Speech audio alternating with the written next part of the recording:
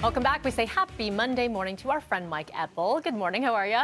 I'm well, thank you, Melanie. How are you? Doing well. We were just talking about over the break yesterday was kind of the day to get all the little things done because it was kind of that drizzly, dreary day. Every 5 minutes it was raining, and not even raining. It was just kind of spitting outside. That was the worst. The drizzle is the worst, right? At least Take rain the dogs and stop. for a walk, turn around. Stinky dog. Wet dog, always the best That's smell, just the worst. walking around the house. Okay, I digress here. We're talking the very latest when it comes to some businesses and industries suffering when it comes to this pandemic. One of the biggest ones, too, would be who's going to the movie theater? Not many people, unfortunately, because if the movie theater is open, you've got the rules and restrictions in place to keep the crowd sizes down. And one of the largest theater operators this morning, Cineworld, out of the UK. It operates Regal cinemas in the United States, more than 500 locations in the States. They're temporarily suspending operations again because they're saying this is not economically viable. They just cannot make enough money with 50 to 100 people in the theaters when the capacity is much more than that. You're not seeing the concession sales. And then on top of this, these big movie releases that we were expecting this fall, not happening. The latest is the James Bond, the 25th installment of that series, which was supposed to come out in November. Friday, it was announced that it's being delayed until April of next year. Instead of going, to this hybrid model of you release it on a streaming platform and the theater chains, it's just not workable. So we're talking 45,000 jobs. Massive. In that company, one company. You pile that on, to all of the other sectors that are struggling right now, the restaurant industry, the airlines, on and on it goes here. And more months of delay and economic uncertainty and this cascading effect of people, potentially losing work.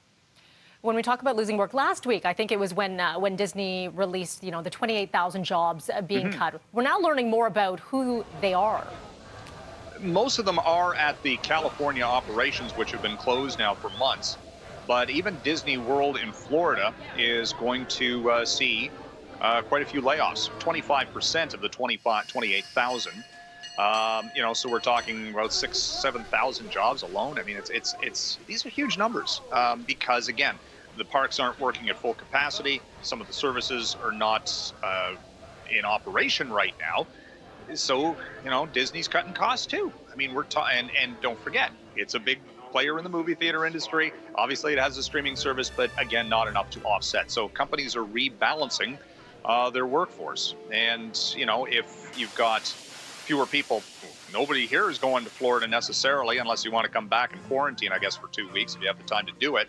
And that's going to be something to watch over the course of the winter time, whether or not anybody, because you can still fly to the States. It's right. It's the border travel via car that is restricted. But then again, if you come back, you have to quarantine for 14 days. And is it worth it? Exactly as you said, is it worth it? A lot of people are. It's going to be interesting to see how many snowbirds make that choice.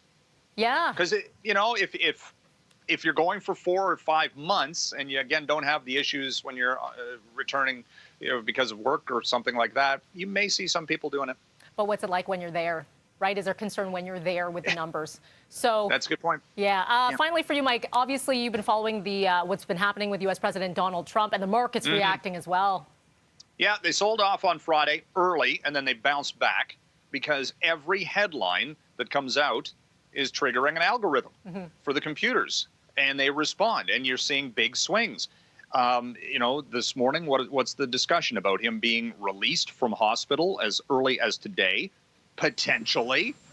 It's speculation at this point.